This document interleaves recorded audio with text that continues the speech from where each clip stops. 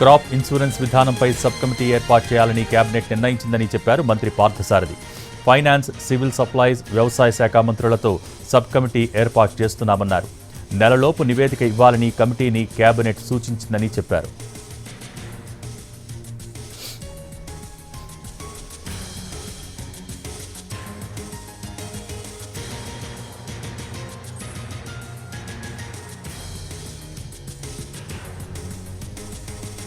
Crop insurance విధానంపై sub committee ఏర్పాటు చేయాలని కేబినెట్ నిర్ణయించిందని చెప్పారు మంత్రి పార్థసారథి.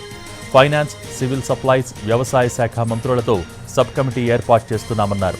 నెలలోపు నివేదిక ఇవ్వాలని కమిటీని కేబినెట్ సూచించిందని చెప్పారు.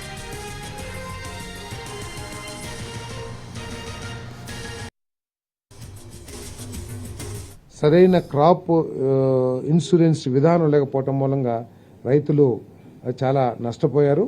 కేవలం ఒక రబీకి చేస్తే నెక్స్ట్ క్రాప్కి లేకపోవటం, అట్లా లోపభూయిష్టంగా ఉన్న విధానాన్ని గత ప్రభుత్వం అమలు చేసింది.